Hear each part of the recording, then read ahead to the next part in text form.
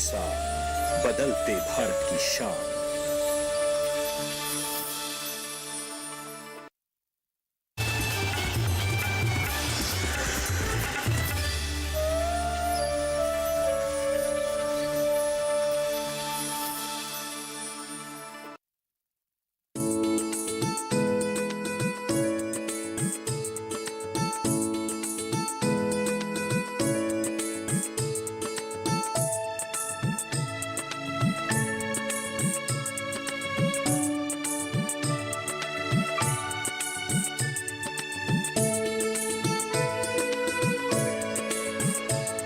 किसान कृषि औषधीय पौधे।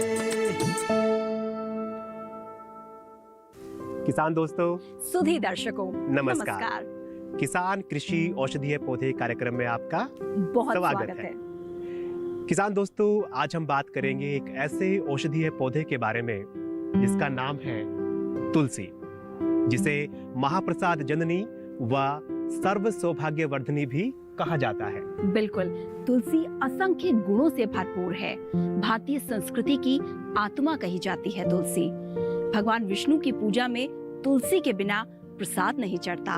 और इतना ही नहीं, तुलसी में बहुत सारे औषधीय गुण भी मौजूद हैं और ये सेहत के लिए बहुत लाभकारी भी होती है। भारतीय संस्कृति में इसे पूजनीय माना गया है। धार्मिक महत्व होने के साथ साथ औषधीय गुणों से भी भरपूर है ये पौधा। इसके औषधीय गुणों के कारण आयुर्वेद में इसे विशेष स्थान दिया गया है। बात करें सर्दी, खांसी, जुकाम, श्वास रोग, दंत रोग इत्यादि में तुलसी का सेवन बेहद लाभकारी होता है। तुलसी हम भारतीयों की संस्कृति का, हमारे जीवन का आधार है। हमारी सभ्यता से जुड़ा हुआ है, हमारे आचार व्यवहार, हमारे खेती का और अब व्यापार का भी अभिन्न हिस्सा बन गई है तुलसी। जी भूमि, बिल्कुल सही कहा। तो आज के इस भाग में हमारे किसान दोस्तों के साथ तुलसी की खेती की विस्तृत जानकारी साझा कर रहे हैं। तो चलिए बढ़ते हैं आगे और जानते हैं तुलसी की खेती के बारे में। ये है औषधीय पौधा तुलसी और इसका वानस्पतिक नाम ऑसिमम सैक्टम है। तुलसी एक शाकीय तथा औषधीय पौधा है। तुलसी की दो प्रधान प्रजातियां हैं, श्री तुलसी जिसकी पत्तियां हरी होती हैं और कृष्णा तुलसी जिसकी पत्तियां नीलाभ कुछ बैगनी रंग लिए होती हैं। एलोपैथी, होम्योपैथी और यूनानी दवाओं में भी तुलसी का किसी न किसी रूप में प्रयोग किया जाता है। तुलसी ऐसी औषधि है जो ज्यादातर बीमारियों में काम आती है। तुलसी की पत्तियों में एक चमकीला पीला वाष्पशील तेल पाया जाता है जो कीड़े और बैक्टीरिया के खिलाफ उपयोगी होता है। तुलसी झाड़ी के रूप में उगता है और 1 से 3 फुट ऊंचा होता है। पौधा सामान्य रूप से 2 से 3 वर्षों तक हरा बना रहता है और इसके बाद इसकी वृद्धावस्था आ जाती है। पत्ते कम और छोटे हो जाते हैं और शाखाएं सूखी दिखाई देती हैं। तुलसी भारत के अलावा और दूसरे उष्णकटिबंधीय क्षेत्रों में सामान्यतः पाई जाती है। भारत में तुलसी लगभग हर घर में मिलती है, लेकिन विशालता में ये जम्मू कश्मीर, पंजाब, हिमाचल प्रदेश, उत्तरांचल, बिहार, दिल्ली, मध्य प्रदेश में उगती है। इसे अच्छी तरह से सूखी मिट्टी की आवश्यकता होती है और ये पौधा नम मिट्टी में स्वाभाविक रूप से बढ़ता है। तुलसी के पौधे की बुआई वर्षा आधारित क्षेत्रों में बारिश के मौसम में और सिंचित क्षेत्रों यानी अक्टूबर नवंबर माह में की जाती है। बीज नर्सरी में बोए जाते हैं। चूंकि बीज बहुत छोटे होते हैं, इसीलिए इन्हें रेत और लकड़ी की राख के मिश्रण के साथ मिलाया जाता है। बीज अप्रैल से मई माह के महीनों के दौरान बोए जाते हैं और उन्हें समय समय पर पानी दिया जाता है और अंकुरण 1 से 2 सप्ताह के बाद होता है और लगभग 6 सप्ताह के बाद पौधे रोपण के लिए तैयार हो जाते हैं और रोपण के तुरंत बाद खेत की सिंचाई की जाती है। गर्मियों में 3 से 4 बार सिंचाई की आवश्यकता होती है, जबकि शेष अवधि के दौरान आवश्यकता के अनुसार सिंचाई की जाती है। लगभग 20 से 25 बार सिंचाई करना आवश्यक होता है। रोपण के पहले गहरी निराई की जाती है। खरपतवार की सभी जड़ें हाथों से एकत्रित करके हटा दी जाती हैं और अच्छे प्रबंधन के अंतर्गत खेत को खरपतवार मुक्त रखने के लिए 4 या 5 निराई की आवश्यकता होती है। फसल की कटाई तुड़ाई अच्छी धूप वाले दिन में की जानी चाहिए और रोपण के 90 से 95 दिन बाद फसल प्रथम तुड़ाई के लिए तुलसी का पौधा तैयार हो जाता है। कटाई तुड़ाई के बाद पतली परत बनाकर छायादार स्थान में 8 से 10 दिनों के लिए सुखाया जाता है। तो किसान मित्रों, अभी आपने जानकारी ली तुलसी की खेती से जुड़ी हुई और पृथ्वी अब वक्त हो चला है अपने मित्रों को कृषि विशेषज्ञ से मिलवाने का, ताकि हमारे किसान मित्र तुलसी की खेती से जुड़ी हुई तकनीकी जानकारी के बारे में भी कुछ ज्ञान ले सकें। जी भूमि, बिल्कुल सही कहा। किसान दोस्तों के लिए ये बेहद महत्वपूर्ण है। बात करेंगे कृषि विशेषज्ञ से, जानेंगे कि पत्तियों को तोड़ते समय किस प्रकार की सावधानी बरतनी चाहिए, 15 से 20 सेंटीमीटर ऊपर इस पौधे को क्यों काटा जाता है, इससे क्या लाभ होता है, क्या हानि होती है, और बात करेंगे कि इसे छाया में क्यों सुखाया जाता है। इन तमाम महत्वपूर्ण बिंदुओं पर बात करेंगे हमारे कृषि विशेषज्ञ से। हाँ पृथ्वी, ये सारी जानकारी हम आपके लिए लेकर आएंगे, लेकिन एक छोटे से विराम के बाद। इसकी बाजार में जो कीमत है वो 1000 से लेके 1250 रुपये प्रति किलो हो जाती है। यानी कि हम बीघा का औसत लगाएं, यानी कि 65 दिन में हमको 13-14 हज़ार रुपये की आमदनी एक बीघा से हो जाती है, जो कि परंपरागत खेतियाँ जो हम आज तक 10 या 15 साल से करते चले आ रहे हैं, उससे आज तक हमें इतनी अर्निंग नहीं हुई। किसान कृषि औषधीय पौधे।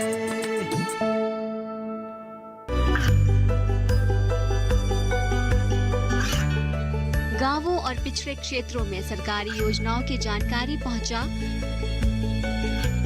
देश में कौशल और क्षमता विकास कर ग्रामीणों को सामाजिक बदलाव और विकास से जोड़ने की दूरदर्शन किसान की पहल चौपाल चर्चा देखें सोमवार से शुक्रवार सुबह 9 बजे।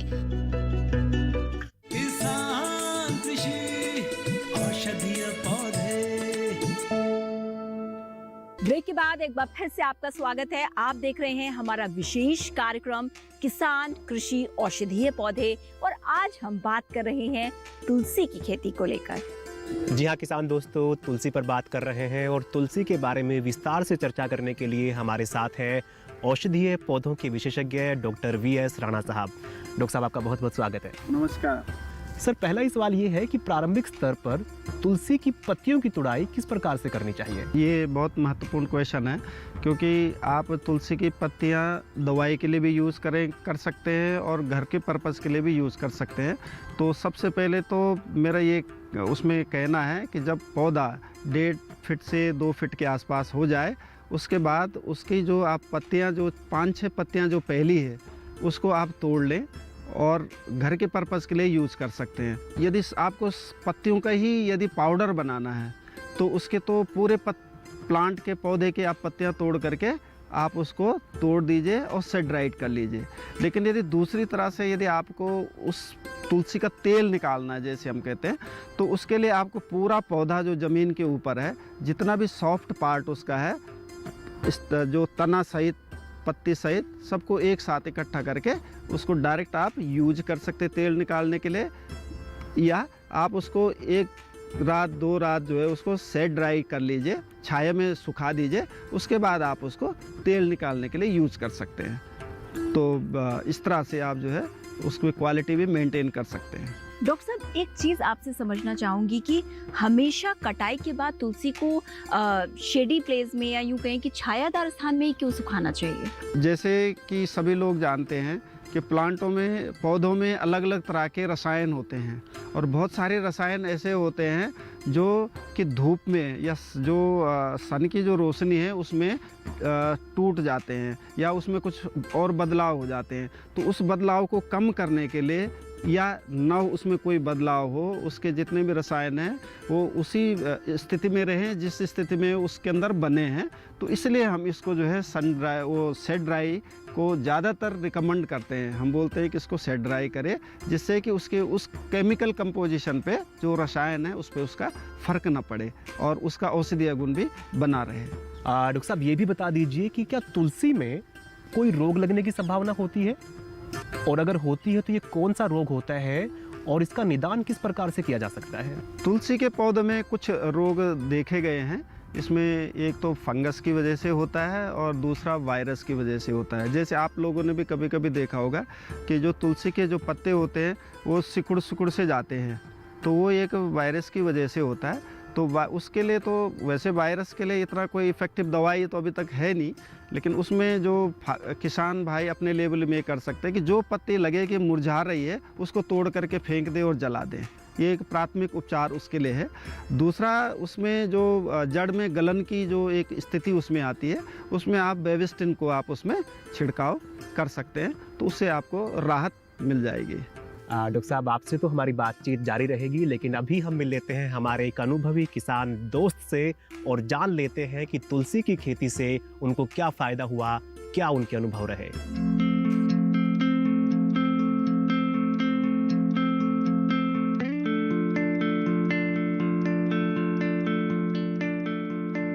मेरा नाम भूपेंद्र कुमार है और मैं रामनगर का रहने वाला हूँ। डिबाई तहसील और जनपद बुलंदशहर और उत्तर प्रदेश में आता है। ये परंपरागत खेती करते करते हमें 10 या 15 साल करीब हो चुके हैं। उससे अर्निंग इतनी नहीं हो पाती जिससे कि परिवार चलाया जा सके। बॉटनी से मैंने MSc किया है, PG किया है। मैंने नेट पे सर्च किया और नेट पे सर्च करके एग्रीकल्चर फील्ड में जाके मैंने देखा कि औषधियों खेती से हम लोग ज़्यादा अर्निंग कर सकते हैं। अपने सबसे पहले अपनी सॉइल का जो नमूना है वो उद्यान विभाग भेजा और मैंने सॉइल की टेस्टिंग कराई। तो जो सॉइल के अनुकूल टेस्टिंग कराने पर उपयुक्त मेडिसिन जो मैं कर सकता था अपने फील्ड में, अपने प्लॉट्स में, उसको मैंने सेलेक्ट किया। वन तुलसा 4 या 5 प्रकार की होती है। इसमें सबसे ज़्यादा जो ऑयल की मात्रा होती है, तेल की जो मात्रा होती है, वो वन तुलसा में सबसे ज़्यादा पाई जाती है। वन तुलसा का बीज लाने के लिए हमें बरेली जाना पड़ता है। बरेली में अच्छी दुकानें हैं, हम उसको बो देते हैं। बोने के उपरांत इसमें हम गूल भी बना सकते हैं। गूल बनाने से में ये फ़ायदा होता है कि जो पानी की मात्रा होती है वो नॉर्मल वे में उसकी जड़ तक, रूट तक जाती है। इसीलिए हम प्लांट की जो दूरी है ज़्यादा घना कर देंगे तो उसमें ब्रांचिंग नहीं होगी। ब्रांचिंग नहीं होगी तो शाखाएं नहीं निकलेंगी, पत्तियाँ नहीं आएंगी, तो तेल की मात्रा कम हो जाएगी। इसीलिए हमें उसकी एक स्टैंडर्ड जो मानक है उसके ऊपर 24 बाई 24 पे प्लांट, लाइन टू लाइन 24 इंची और प्लांट टू प्लांट भी 24 इंची पे इसके पौधे को रोपते चले जाते हैं। उसके उपरांत ये करीब 40-45 दिन में पौधा अपनी यौवन अवस्था में आ जाता है। उसके उपरांत इस पर फ्लावरिंग से स्टार्ट हो जाती है। फ्लावरिंग पर हम इसका, क्योंकि ये औषधि है इसीलिए हम रासायनिक कीटनाशकों का प्रयोग इसमें नहीं करते। हम इसमें बायोकेमिस्ट के द्वारा हर्बल जो है नीम की पत्तियों को उबालकर और उसमें हर बेड़ा इस टाइप की कीटनाशक चीज़ों को उबालकर उसका जूस बनाते हैं। उसके द्वारा हम उसको फिल्टर करके और गाढ़ा बना के उसको हम टंकी में डाल के स्प्रे कर देते हैं, जिससे कि कीटनाशक इस पर इसकी फ्लावरिंग को प्रभावित ना करें और इसके पश्चात ये अच्छी मात्रा में पक जाए। क्योंकि सीड में भी ऑयल की मात्रा होती है, बीज के जो फ्लावरिंग होती है ऊपर उसमें भी ऑयल की मात्रा ज़्यादा होती है, पत्तियों की अपेक्षा ज़्यादा होती है। इसीलिए हमें इसके बीज को भी बचाना है।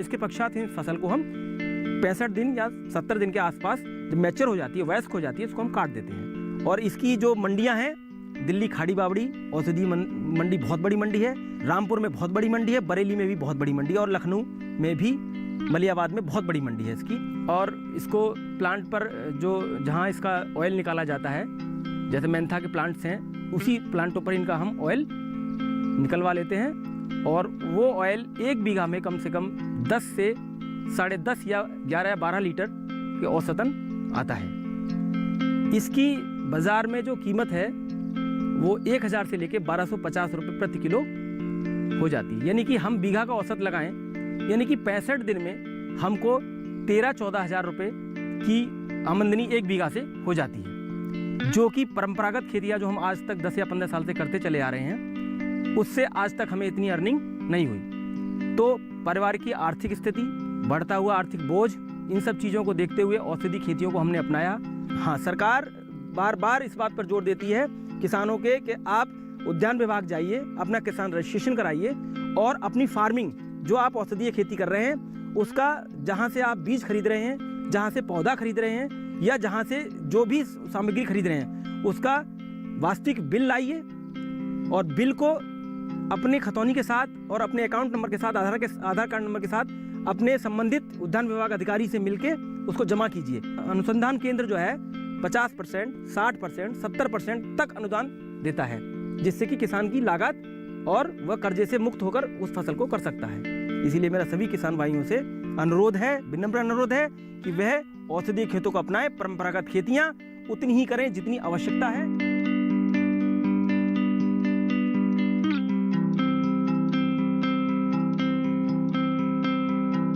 तो मित्रों, अभी हमने आपकी मुलाकात करवाई अनुभवी किसान मित्र से, जिन्होंने अपने अनुभव साझा किए कि तुलसी की खेती से किस तरीके से उन्होंने मुनाफा कमाया। तो हमारा ये सिलसिला यूं ही चलता रहेगा, लेकिन यहाँ पर हम रुकेंगे एक छोटे से विराम के लिए। कॉन्ट्रैक्ट फार्मिंग यानी अनुबंध खेती करवाने वाली दवा कंपनियों या एजेंसियों से भी संपर्क कर सकते हैं। कंपनियों से संपर्क कर अग्रिम करार के आधार पर भी तुलसी के पौधे की खेती की जा सकती है। तुलसी का इस्तेमाल कर दवाइयाँ या कॉस्मेटिक्स का सामान बनाने वाली कंपनियां भी अग्रिम करार करती हैं। किसान कृषि औषधीय पौधे।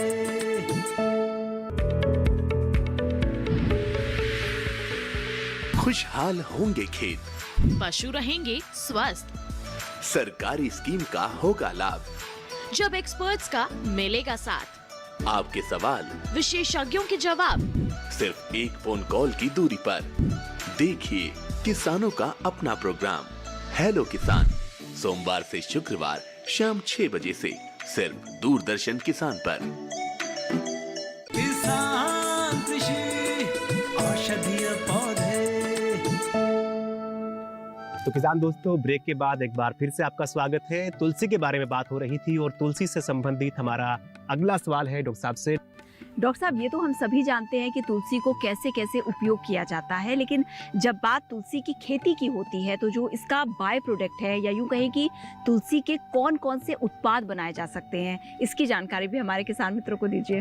हाँ, निश्चित रूप से यदि आप इसका प्रोडक्ट बनाना चाहते हैं तो इसके बहुत सारे प्रोडक्ट बनते हैं। जैसे मैंने पहले भी कहा है कि जो सबसे मशहूर जो इसका उत्पाद है वो तुलसी का तेल है, और तुलसी का तेल जो निकलता है वो लीफ से निकलता है।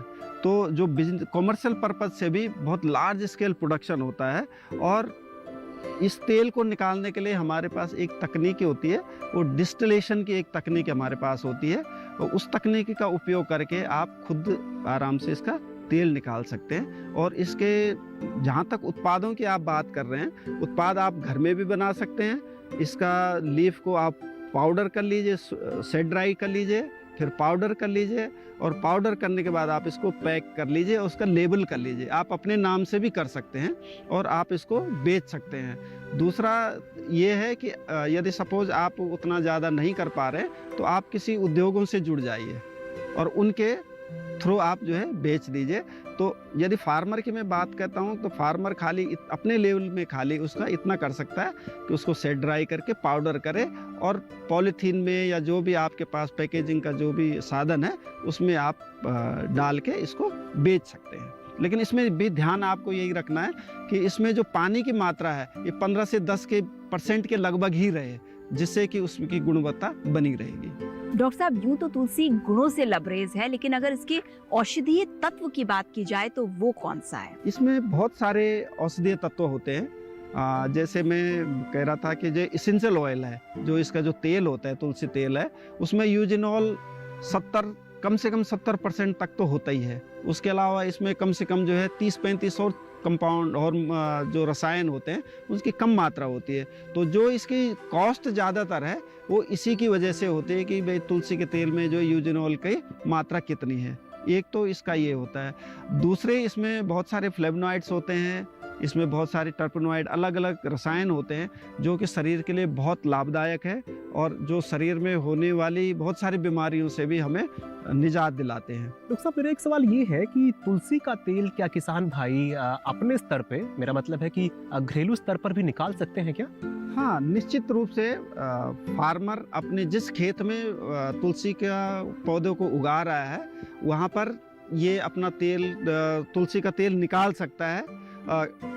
उसके लिए एक छोटी सी असेंबली आती है। मैं आपको छोटा सा उदाहरण देता हूँ। हम जब गुजरात में थे तो वहाँ हमने कुछ फार्मर्स को प्रमोट करा था कि वो तुलसी को उगाए और तुलसी का तेल बेचे।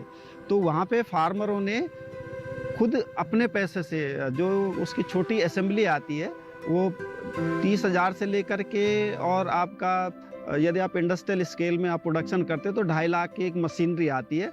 वहीं पे फार्मर 2 दिन की ट्रेनिंग ले ले और उसके बाद वो मशीनरी अपने फील्ड में लगा ले तो वहीं पे वो तेल निकाल सकता है। उससे जो उसका जो ट्रांसपोर्टेशन में जो कॉस्ट आती है वो कम हो जाती है, क्योंकि जिस खेत में उगा रहा है वहीं से वो तेल निकाल सकता है। उसके बाद वो तेल को अपने बोतल में, जो भी उसका कंटेनर है, उसमें उठा करके आराम से बेच सकता है। तो इसमें प्रॉफिट बहुत है, लेकिन इसमें एक ध्यान ये रखना है कि आपका लार्ज स्केल कल्टीवेशन होना चाहिए, बहुत सारा कल्टीवेशन हो, जिससे कि आप उसकी उस असेंबली में हर समय मटेरियल आता रहे, नहीं तो फिर वो असेंबली जो है बंद हो जाएगी कुछ दिन के लिए। तो आपको कल्टीवेशन को खूब फैलाना है और उसको आप कंटिन्यूसली प्रोड्यूस कर सकते हैं और फार्मर आराम से इसको कर सकता है। सर, थोड़ी सी भंडारण की बात कर लेते हैं, तो बताइए कि तुलसी का भंडारण किस प्रकार से करें? तुलसी का ज़्यादातर जो मेडिसिनल प्लांट जितने हमारे होते हैं उनके लिए एक गाइडलाइन है। उसमें भंडारण के लिए सबसे पहले तो यही है कि आपको इसका जो मॉइस्चर जो लेवल है वो 10 से और 15% तक ही रखना है। उसके बाद आप नॉर्मली उसको अपने घरों में भी आप इसको पाउडर करके आप संभाल सकते हैं, क्योंकि इसको आप फ्रेश नहीं संभाल सकते, तो उसके लिए आपको ड्राई करना बहुत ज़रूरी है और फिर आप पॉलीथीन में इसको पैक करके अपने घर में रख सकते हैं और जितनी जल्दी हो सकता है आप इसको बेच दें, या जिस भी फैक्ट्री को आपको बेचना है उसको तुरंत बेच दें। अदरवाइज इसको जो है आप जो है पाउडर करके एक टाइट किसी कंटेनर में इसको बंद कर दें। लोग सब, आपका बहुत बहुत शुक्रिया कि तुलसी के बारे में हमारे किसान दोस्तों को आपने बेहद महत्वपूर्ण जानकारियां दी। बहुत बहुत शुक्रिया। बहुत बहुत धन्यवाद सर। तो किसान दोस्तों, ये थे हमारे औषधीय पौधों के विशेषज्ञ जो बता रहे थे तुलसी के बारे में। उम्मीद है आपको बेहद महत्वपूर्ण जानकारियां मिल गई होंगी। तो चलिए बाकी कुछ और महत्वपूर्ण जानकारियां भी आइए देख लेते हैं। किसान दोस्तों, आप मंडी एजेंट्स के जरिए अपना माल बेच सकते हैं और सीधे मंडी में जाकर भी खरीदारों से संपर्क कर सकते हैं।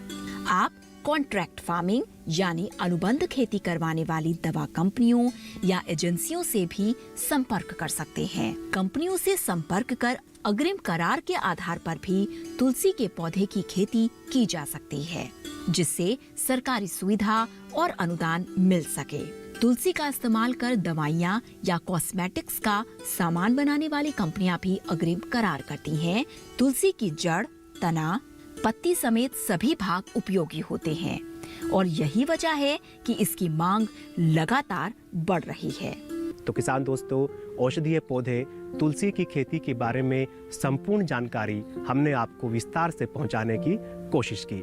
चरक संहिता व सुश्रुत संहिता में भी इसका विस्तार से वर्णन किया गया है। हाँ पृथ्वी, जैसा कि हम सब जानते हैं, तुलसी औषधीय रूप से भी बहुत ज्यादा महत्वपूर्ण है। हम इसके पत्तों का अगर सेवन करें सीधा पेड़ से तोड़कर तो भी ये फायदा पहुंचाते हैं, और हाँ, अगर इसके बीजों की बात की जाए तो वो भी बहुत ज्यादा फायदा पहुंचाते हैं। अनगिनत गुण हैं उसमें।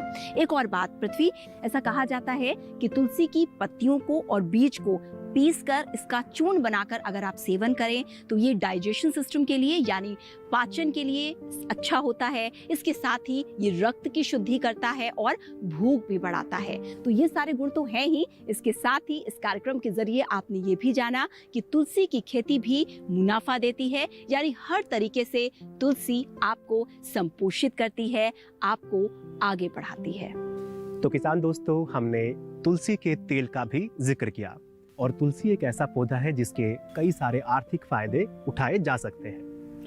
तो जागरूक बनिए, आगे आइए, देश, राष्ट्र, समाज सबको समृद्ध करिए और अपना भी विकास करिए। लेकिन अभी हमें दीजिए अनुमति।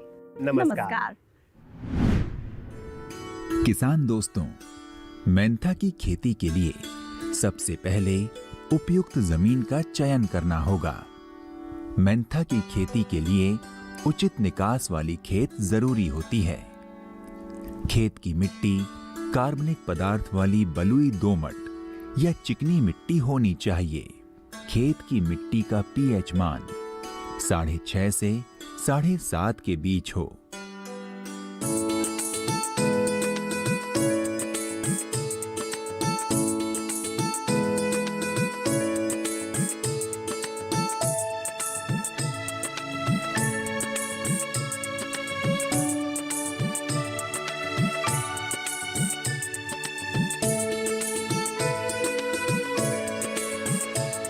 किसान कृषि औषधीय पौधे।